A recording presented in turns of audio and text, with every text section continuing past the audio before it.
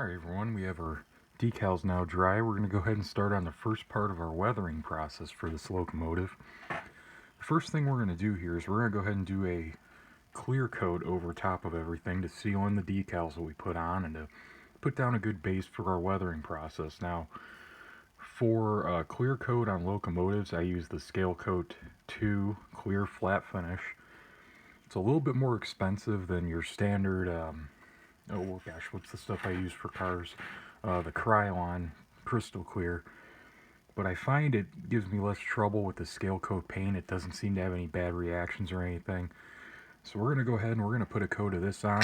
We already have it pretty well shaken up, ready to go here.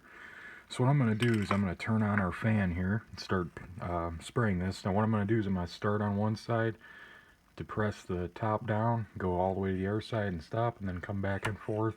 Just get a good flat even coat. So let's go ahead and let's get this going.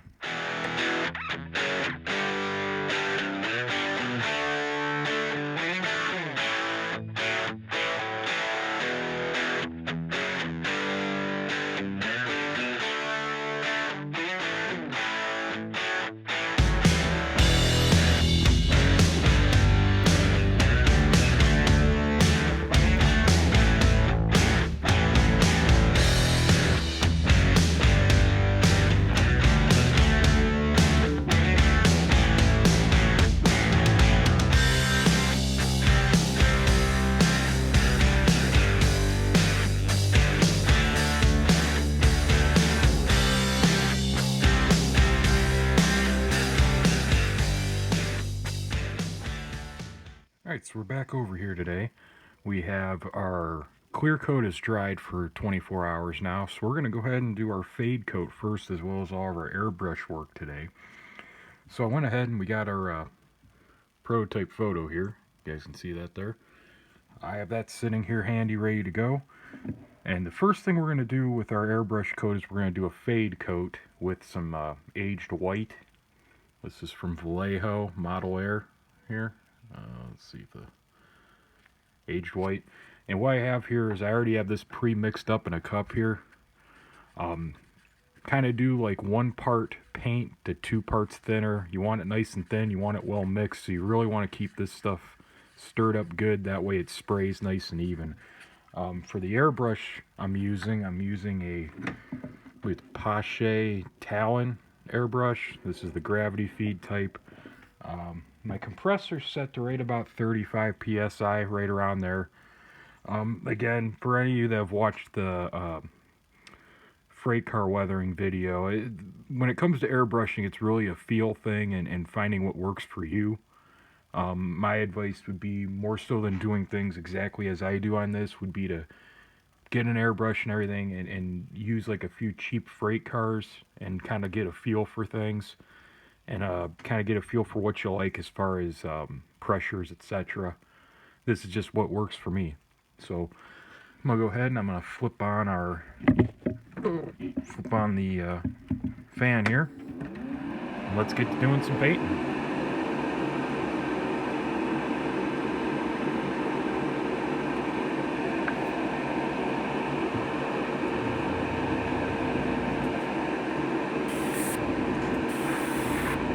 Now I always kind of, whenever I make this paint like this, I like to go ahead and just do a little test swipe to see how it's going to come out and get a feel for the tip of the brush here. So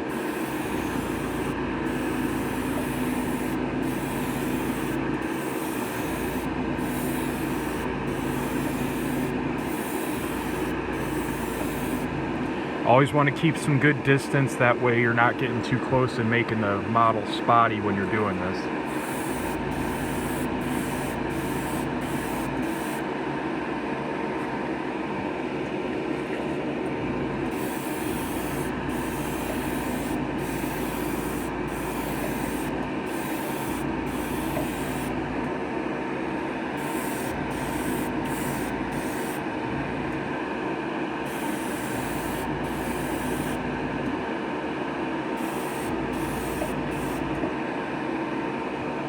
Alright, that should be good for our white coat. We'll go ahead and let that dry for a little bit, and then we'll come back and do our dirt coat on the bottom of the trucks. Alright, so we have our airbrush cleaned out now from our fade coat. It's really important to make sure you clean out your airbrush really well after each coat. You want to get all that extra paint out of there. Now we're going to go ahead and we're going to do rail brown all along the bottom here. We're just going to pretty much hit the truck area as well as like the bottom of these sills and everything, because that's what it shows in my photos I have here. So Badger Model Flex paint, it's rail brown. This stuff I already have thinned out because I use this pretty regularly on just about every model, so I already have some of this ready to go. So let me flip on our fan here and we'll get to doing a little coating here.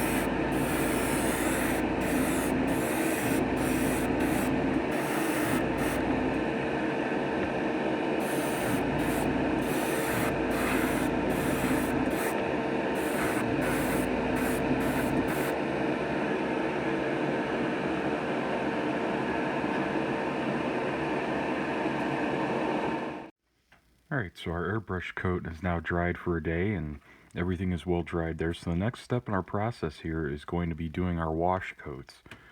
For these I just do one simple layer. I use this MIG panel lime wash here, black. What I do with this stuff is when I get it in, I generally take and I split the bottle into like one half in one bottle, one half in another, and I mix it with some more thinner. Just enamel odorless thinner. And the reason I do that is because this wash is kind of thick and it'll go on a little bit too heavy, so I like to thin it down even more than what it already is. Even though it is a panel line wash and it is thinner than a regular wash, it's still a bit too thick for my taste. So what I'll do with this is I'll take a kind of a bigger brush here like this one, and I dip it in my thinner first. Then I'll dip my brush in my wash, so that way you get a little bit of thinner and a little bit of wash, and I just start spreading it on there. Now, as you can see, that's a little bit thicker than I want right there. Bit on the heavy side, but what we can do is we'll go get a little bit more thinner, and then we just kind of work our way across here. We'll come back and we'll get a little bit of darker stuff from over here, and we just keep on working our way over. And basically what that's going to do is that's going to get some of this heaviness out of down here on the end, and we could spread it out a bit more. But that's kind of the trick with washes, is to be careful so that you don't get too much of the wash on there, so it'll stay kind of light. You just want a nice thin line around everything with it. You don't want to get too heavy. So always remember, just get a little bit of thinner first and then get your wash on the brush. That way you won't get too heavy. But let's see, that's going to be a bit on the heavy side, so we'll dry our brush off a little bit, and we'll just start spreading that around some. Just kind of get it a little bit over everything. We don't need to get too wild with it here. Just brush all our surfaces, and also brush the front and the back as well. This isn't really doing a whole lot as far as coloring or anything. It's just a base coat just to get a nice layer of grime around the doors. So that's what I do for pretty much the sides of the Locomotive. I come through and I do that. And then for all of our grills and all that type of stuff, I will actually change over to a different brush. And this just black enamel wash here. There's your part number there if you're looking for it. Now this stuff is really heavy. This is pretty much almost like black paint in a way. but it is still a wash technically. But if you just applied this to it, it would be way too much. So what I do with this stuff is I have this smaller brush, and I just come in, I go over top of my grills and just fill up my grills with it. That way it'll kind of cover the grills nice and evenly,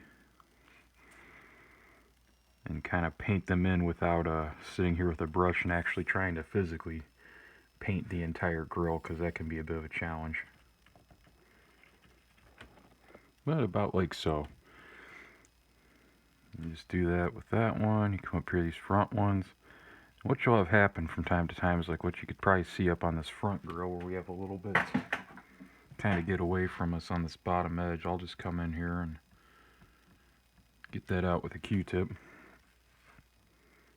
I'll come back in and I'll just try to just lightly get that in there. I don't want it to be too much along the bottom line there, but and same with this side grill. Just come in and fill that all in there. And you always come back with your Q-tip and you could wipe the edge up just to kind of straighten it up a bit and clean up the edge.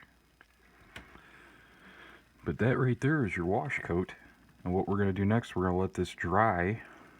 I'll do the other side, and then I'll come back to you when we start doing all of our acrylic hand painting next. Alright, so we're back over here back at the workbench again. We have our model ready to go here. Our wash coats have dried on here. So it's time to go ahead and do our acrylic painting, or at least get the base layer going here for this. What we're using is a acrylic burnt umber color paint. It's basically a rusty brown color. And I'm just referencing my prototype photo. A lot of these Conroe units tended to get rust on the flat surfaces. So you kind of want to like start off by painting anything that was flat that dust could land on, pretty much this rusty brown color. So all your walkways, the top of the hood and the cab, all that stuff, you want to get a coat of brown on to start with, and then you could come back and layer in other shades of brown as necessary. But I'm just going to go ahead and just start putting it on here. And what I'm going to do is I'm going to go ahead and I'm going to layer all this on here, and then I'll come back with I'm going to do is I'm going to speed up this layering part on, because this is just all the flat surfaces over and over again, and I could speed this up a little bit, but leave it so you can still watch it, and then we'll come back and we'll start doing some detail paint work with a finer tip brush.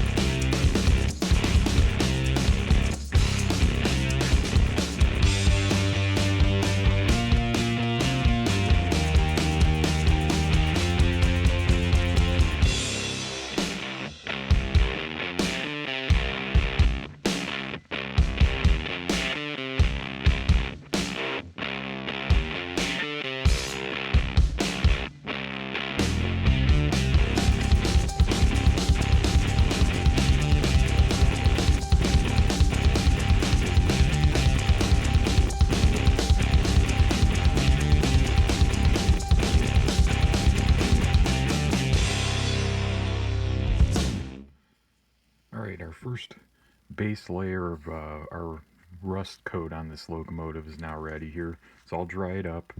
And here we just did that flat coat on everything. So now what I'm going to do is I'm going to reference my prototype photo.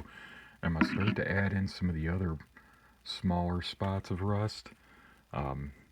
Just going off of what the photo looks like say instance here, this entire panel up here on the front was brown from the edge of the box all the way over, so we'll just go ahead and we'll paint that our rust brown color here.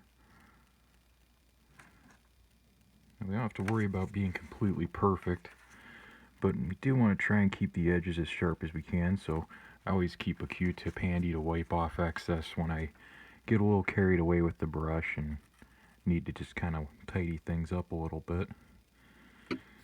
But in general, if you kind of get a little overflowing spots and stuff, it's really not a big deal, because when we do our weathering powder coat, it'll kind of blend it all together and it'll smoothen up anywhere you got a little carried away with. Now in this particular locomotive, there's a lot of rust and wear on the nose front here, and to recreate that, I'm just going to kind of come in with my brush and just hit some little spots along the edges, and it's really crazy how much this one really rusted a lot. But there's still like little spots of blue coming through here and there, so I'm not going to get too carried away. If it ends up looking blotchy, that's actually kind of the idea here, is to have a bit of a blotchiness to it. So we'll go ahead and we'll just keep on working at this a little bit at a time, just working little spots and work on a little area before you move on to the next one and try and hit some different details and such. Now this one, it looks like most of this also kind of rusted right down here underneath the door. Apologize if I hit the camera here with the brush. It's kind of hard to work around the camera when you're doing this, but I want to try and get as much of this demonstrated as I can so you guys can kind of see. There isn't really a real method to this part of it so much as just kind of looking at the picture and just trying to get it similar. Like if the little spots aren't identical or something, you know, like say this spot right here that I just did right above the number board isn't exact to the unit, but it's in the same feel as that, and that's kind of what's more what I'm going for there. So now we'll come in here. We're gonna get pretty heavy here on the nose, because this really got rusted here. Don't ask me why, but it got pretty well beat up. So we'll go ahead and we'll just kind of get in on that. But this panel down here at the bottom didn't, so we won't worry about that, getting that area rusted up too much. But for some odd reason, it looks like this one, it got like the whole logo pretty much got rusted over. But then towards the top of the hood, for some reason, the rust almost stops. It's very strange. But we'll just kind of come in and we'll wipe a little bit back here and there just to kind of thin it out some and just keep on working at it.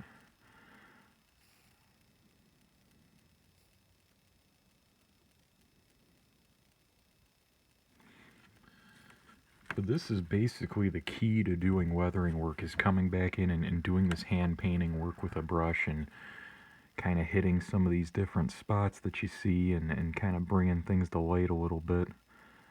And again, for some reason we got a bunch of rust right here on the numbers. Not sure why, but this like whole number area of the cab got quite a bit. So what I'm going to do is I'm just going to blotch a little paint on there. And then I'm going to come back and I'm going to hit this with my Q-tip, because I want to thin this up a little bit, because this isn't extremely very well rusted, but it is pretty pronounced amount of rust on that area as well. So we got some rust down here too, these panels. And then this whole sill is pretty much just all rusted all the way down. Right up here in the front, kind of right underneath all this. And again, just brush on a little bit and then come back through and wipe it with the Q-tip to wipe off excess. And that'll kind of give you that streaked effect to it there. And it's just kind of a technique you gotta play around with a little bit until you really get the hang of it. But it's pretty much just put the paint on there and then wipe it, and it'll streak itself, so to speak. Now let's see here.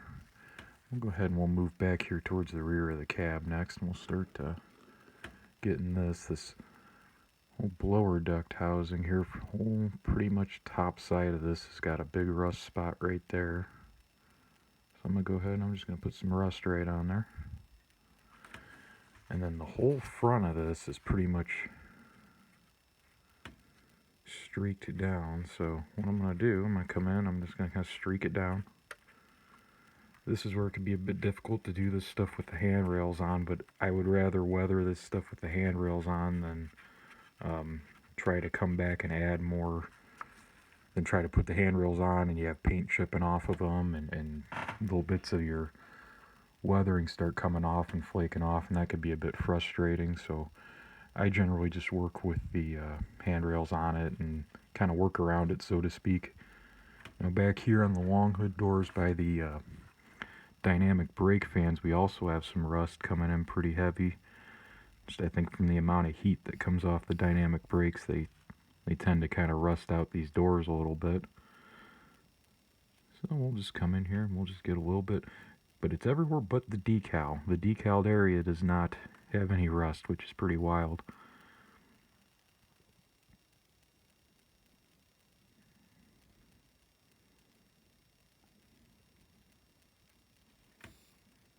Alright, so we got that on there. Alright, I'm pretty happy with this side of things. Let's go ahead and, well, you know what, we can put a little bit down here on the sills. So I'll take and I'll just do some wiping. Got a little bit on the handrail. I'm just going to go ahead and just darken that all up a little bit with a little wiping. Now we're going to go ahead and we'll swap over to our other side for the same brown. Let me see if I get that photo pulled up here.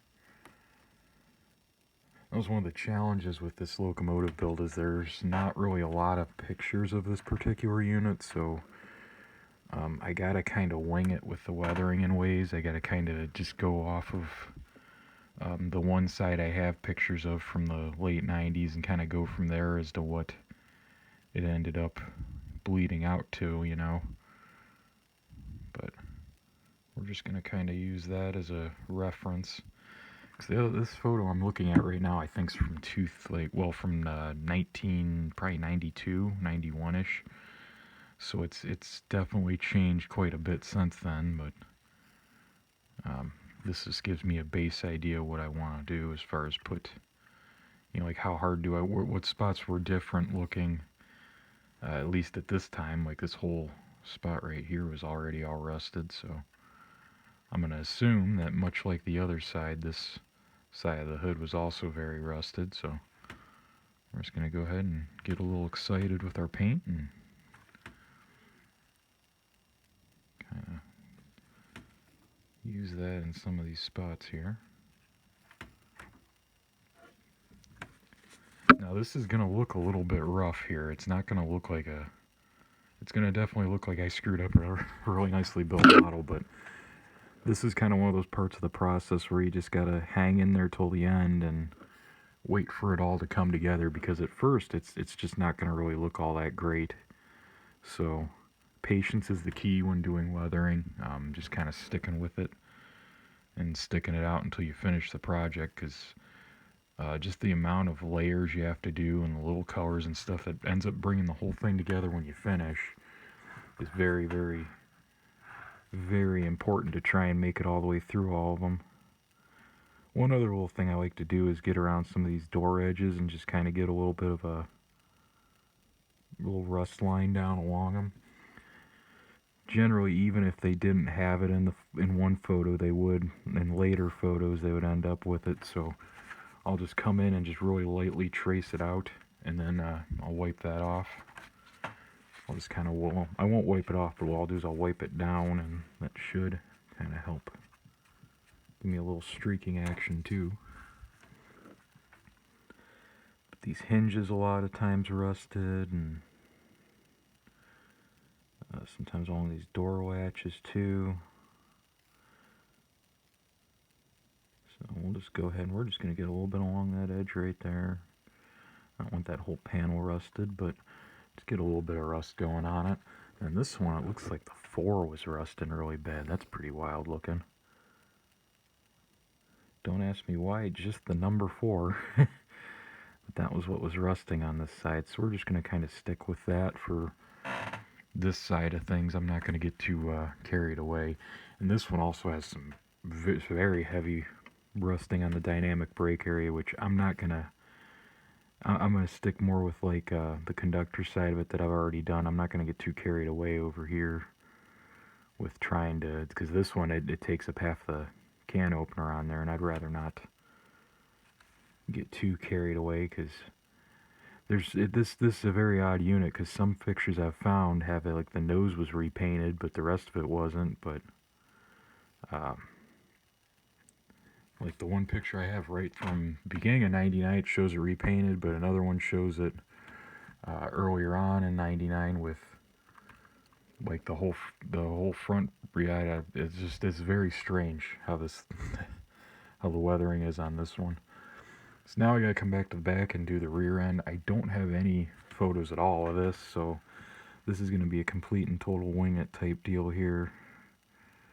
Just gonna kind of hit along the edges here of the hood, kind of, you know, like these little filler circles here. These tended to rust. I've noticed that on other units, so we'll go ahead and we'll paint that one in, and we'll just kind of get a little bit around some of these grab irons and little spots here. Ooh, this one's going to be a challenge because it's behind a grab iron, but we'll get it. We can get a little bit of that grab iron too, that's not a big deal. But that is going to be it for our first level of brown here, as I would call it. So this is where we sit at right now. What I'm going to do next is, while I'm letting all that dry, I'm going to go ahead and I'm going to paint my grills black with some black acrylic paint, which I'll come back for here in a moment. Alright, so I got my black paint back out over here. Just regular black acrylic paint, nothing fancy. And, of course, I just dunked my brush in the brown, of course. That's just the way we go here, I guess. It's the luck of trying to film. But all I'm doing here is, when I looked at one of my photos here a little bit closer again, you could really see where the grills actually, by this point in the unit's career, were pretty much solid black. Now, the wash coat would generally be good enough if you were doing a locomotive that was, you know, a little bit better cleaned up and maintained, but this unit did not see much shop time, at least from what I can tell. So I'm just going to go ahead and just paint over these completely black, fill them all the way in. But you guys can take note of the wash thing for your own projects. That's the way I generally do it. But again, sometimes you have a unit like this that's the grills actually just were that dirty and were that used up. So that's what we're going to go ahead and do, is match this to that by simply just filling it in. And it makes it easy because the wash coat filled in all the little voids really nicely, so all we pretty much have to worry about doing is getting these top fins and that on the grills painted black here. So definitely makes it a little bit better that we did do the wash coat anyhow, even though it ended up kind of being being a wash and not being needed. There's one side. I'm going to go ahead and do the other side. Same thing, just filling that all in. Now, once we get this tackled here, we're actually going to do a little black painting on the fuel tank, because, again, with the odd weathering pattern that this unit had, it had a lot of rust on the fuel tank, but it also had some black spots still from the paint, which is, to me, is quite odd, but that's just the way some of these were. Some of them, you know, the paint would look great on them, but the fuel tank would rust, and other ones, the fuel tanks look good, but the rest of the unit looks terrible. So It's part of the fun of modeling Conrail, at least it's part of one of the things I enjoy, is just there's so much variety. So, alright, we got that all squared away. So what I'm going to want to go ahead and do now is I'm going to come back and I'm pretty much just going to hit my fuel tanks with the light coats of black like this. Now I'm not going to just get all carried away and start painting the whole fuel tank black, but basically what I'm trying to do here is just get a little bit of a cover coat like so. Okay, I'm just going to put that on there, and we got to bump the damn camera again. Just going to take our Q-tip and we're just going to start wiping some of this back off. And the reason is this will pretty much give us a nice kind of variance here where it'll almost look like it's all streaking downish. Kind of give that bit of a look to it, but it'll still kind of keep that brown in there too, where it's looking like it's starting to rust more. And generally I'll hit different spots with it. Kind of want to keep the air tank a little bit more brown, but I think that'll work. Maybe we'll put a little bit more black on there. It's odd because it's just kind of like this edge right here is black, but the rest of this isn't, so let's kind of go with that. I think that'll do me what I'm looking for right there. And pretty much what that's doing, what's going to end up doing when it's all said and done, is they'll kind of give us like scuff marks almost there on that as well.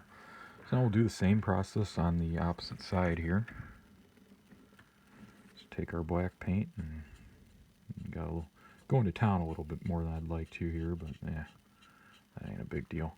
And another thing too, while you're at it, you can do your fuel spill. Forgot to do that on this side here. We'll just go ahead and take our black paint and put that down. And later on, once we're farther along in the weathering process, we'll actually take and I have a oh gosh, it's like an enamel paint that I think it's oil spill is technically what it is, but actually works really nice for a little fuel spill, a little fuel spillage on the side of these. So you put a little black down first, then you come back with that later on, and it'll kind of give it a little bit of a shininess to it. There we go. But this is pretty much kind of at least this is my secret to doing fuel tanks, is kind of putting wood coat of paint on, coming back and then wiping it off, and just keep doing that, and that'll give you your streaking effect that you'd be looking for on this. Now next we're going to go ahead and we're going to hit a little bit more of an orange rust in some spots just to add some more variation. Go ahead and get some of that out. Now this is going to be, oh, this is actually lighter than what I thought. I thought this was the brighter orange. Let me see if I can get that brighter orange. I have quite a bit of paint sitting around, so it's hard to keep track of what's what. There we go. Now for this, I'm gonna use my small tip brush again. And if y'all notice, I'm not really cleaning up my brushes very much. I'll do that once I'm done with this here. What I'm gonna do with this is there's a bit of an odd spot here. There's like some orange coming through, some really fresh, light looking rust, and it kind of comes back in over here and over here a little bit. So again, same deal. We just take it and we put it on there. And we just kind of want to wipe it down a little bit. We want to tone it down. We don't want it too like extreme, but we want it there.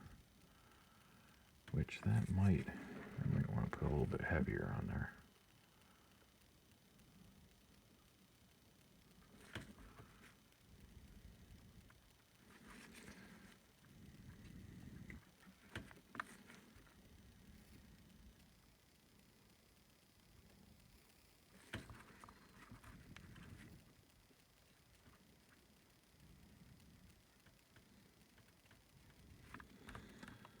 Kind of give me what I'm looking for over there. Now for up here, do a little bit of the same thing. We just want to get that in there. And we want to come back in. We want to wipe that off first, but we just kind of want to add some more of that in there. Just kind of give it a little bit more of an orangeness to it. If it'll take it. Sometimes it doesn't. Some of these different paints, they're a little bit thinner than others and can be kind of hard to get that stuff to stick.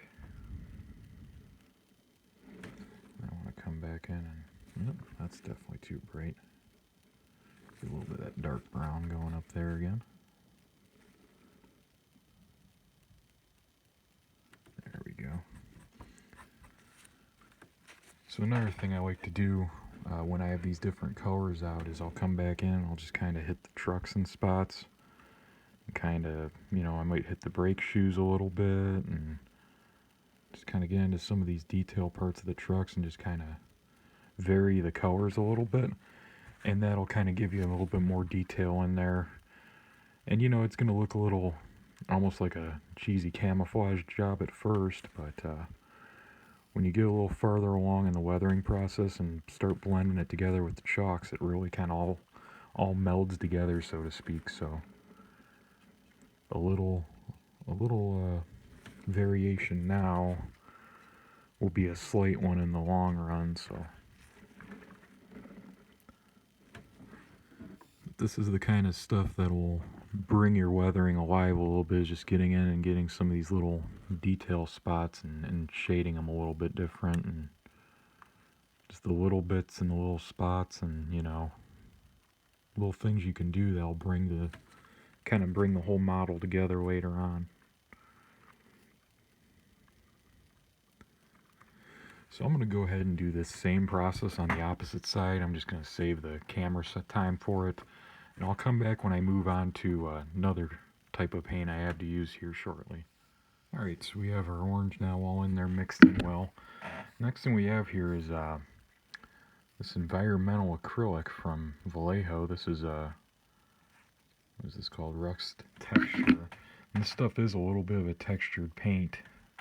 So what I like to do with this is kind of come in and work like areas like the edges of the plows and stuff, and just get a little bit along the edges and in different spots, like under these MU hoses always seems to get quite a bit of rust there. So kind of come in and work that in. Just kind of hit different spots on the trucks with them as well. Just kind of add to it again, just another little piece of the puzzle here. And also I'm going to go ahead and I'm going to kind of come in here and hit a little bit on my cab. Very, very lightly though, because I don't want this stuff going on too heavy. But again, this cab's got that odd weatheredness to it. So we're just going to come in and just tag that up a little bit there. Let's come back, hit a little bit of the back side of this truck as well. Kind of get that. I'm not going to mess with the fuel tanks. I'm already pretty happy with that. But I am going to kind of come down the side here and hit this in a few spots to kind of go ahead and start bleeding that all together a little bit more. Again, with these sills, it's really kind of more of a streaking thing's what you want more so than anything. Just kind of get some different streaking layers there, like all that dirt and rust has been falling off the side of the sill and dripping down on everything. So just kind of come in a little bit at a time here, just hit different spots, and again, it's all about just trying to create variations and little bits and pieces and spots. It's not necessarily about doing everything exactly perfect and hitting everything exactly like the photo either. You got to kind of take a little bit of an eyeball at it, because trying to do some of this stuff as small as the photo, there's modelers out there that can do it, and they are absolutely incredible at what they do, but I am not one of them. I'm just your average guy out here trying to make some models that look nice, that I'm happy with and I could be proud of. So hopefully some of you out there see this and decide to go ahead and dive into it as well. I'm going to go ahead and I'm going to paint one of these little hatch boxes back here with some rust, just to add a little dimension to this back side here. But that's basically everything there for our painting. You know what I am forgetting here? I do always like to paint a little black around these exhausts too. I'm not going to get too carried away because we're going to end up chalk weathering this whole roof anyhow, but I'd like to just get a little bit of black in the exhaust itself here just to get a good base down, because when we come back and do the chalks, we'll do our rust powder first, and then we'll come back and we'll hit this area around the exhaust with black second. But that's going to do it for our hand painting work. I'm actually pretty pleased with this. I think I'm gonna leave that the way it is. I'm not gonna get too carried away, because this is one of those things where if you start going overboard, that's when you start making mistakes and it doesn't look as good. So we're gonna let this dry. I'm gonna put another clear coat on it, and then we'll do our chalk weathering, and we'll be almost done and ready to do our final assembly work. Alright, so our clear coat's dried after doing our acrylic paint work. Now we're going to go ahead and move on to the final stage of our weathering process here, and we're going to go ahead and use some powders here. These are from Bragdon Enterprises, I believe is what the name of them is. I got them off of eBay a while back, but I have two main colors here I'm going to be working with. I have a black, and then I have this red. It's kind of a brighter red, but it does pretty well for the Conrail colors. So for doing these Conrail units like this, what I like to do is I like to take this red, and all my places I did my brown on earlier, what I'm going to do is I'm going to take and scratch it in. Well, not necessarily scratching it, but I want to take and pretty much use it all over the top of the locomotives. That's why earlier when we were doing our acrylic painting, I wasn't really too concerned about getting a perfect coat on these. I was more concerned about just getting a base layer on it, because when you come back and you use the powder, that'll kind of fill it in a little bit more. So we're just going to start working this in over all of our flat surfaces. So we're going to start off with the top here, and we'll move down onto the sills and walkway areas and all that stuff. But this is a pretty simple process here. Just want to take and brush that in pretty much. Almost like you're painting it, but maybe using a little bit more force to press down, but you also don't want to push too hard and knock off any of your detail parts, so just got to be careful. We're just going to take and scrub that in, and what it's going to do is it's kind of going to have a, like, when you clear coat over this stuff, I've noticed that you tend to kind of, the powder kind of lightens up a bit when you clear coat over the top of it. So between the powder and then the paint that's underneath it, it's actually going to kind of create a layered effect to it, because it'll kind of have spots where it's heavier, and then I'll have spots where it's lighter, so it'll come out really nice when it's all said and done.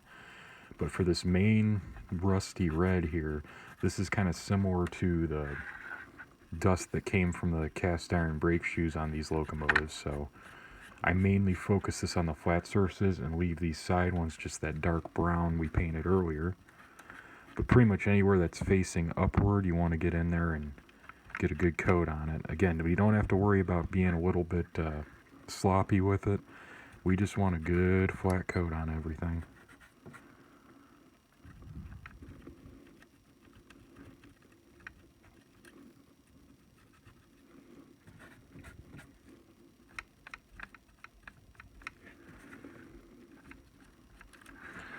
You also could come in and do like these step wells as well. Just kind of hit the tops of the steps. I'll kind of give you a little bit more, and then like spots like the top of the plow, anywhere that's flat, just come in and hit it with this stuff, and that'll kind of make it pop a little bit more. Now you do have to be a little bit careful when you get over by your cab doors you got open, because they're not on there very well. We already established that earlier. They are just kind of glued in place a little bit, so you just want to use a little caution. Worst case, you knock it off. You always could come back and glue it back on. That's the beauty of doing something like this. So we're just going to keep working this in everywhere.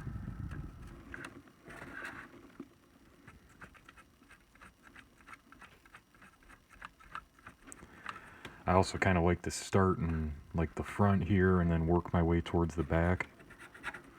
So like what I'm going to do is I'm going to get like the top sides of the brake cylinders, the top sides of the trucks, these like flat spots here on the sides. Just kind of working it all in everywhere. Just getting a little bit here, a little bit there. Let's go ahead and let's move back on our roof a little bit more.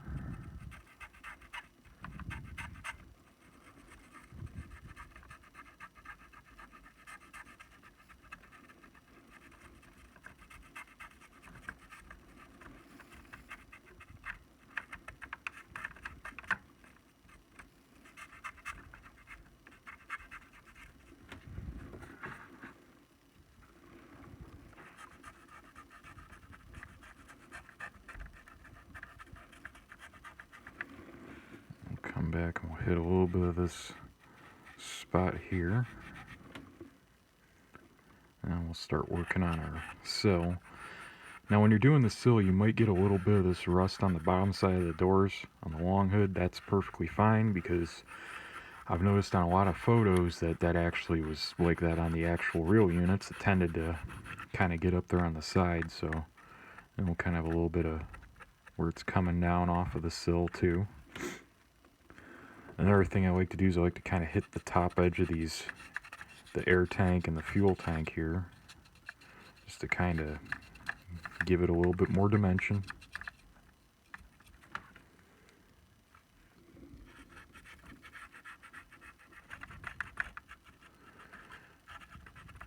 Now, I'm not going to get too carried away with covering around the exhaust area, because we're going to come back with black and do that area once we finish with our rust color here.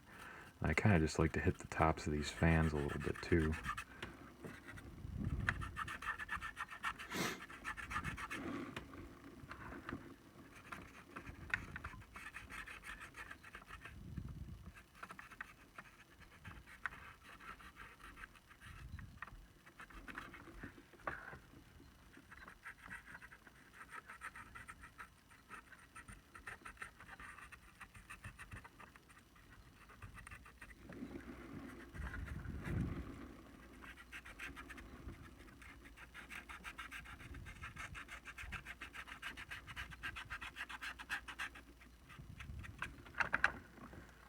So let me go ahead and get the rest of this red coat put on, and then I'll come back when we start doing the black.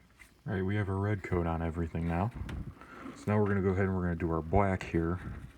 What I'm going to start off with this, I just want to really work this in really good around these exhaust hatches. Sometimes there's going to be a little bit lighter than I care for, but it's just kind of what you got when you're doing this here.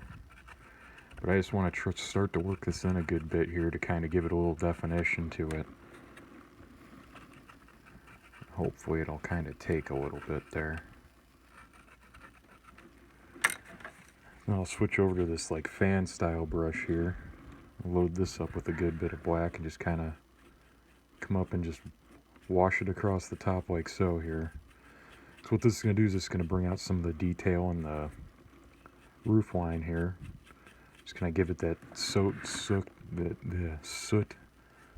appearance here, where it's just kind of getting everything and makes it a little bit more defined, brings out that detail line in it, etc.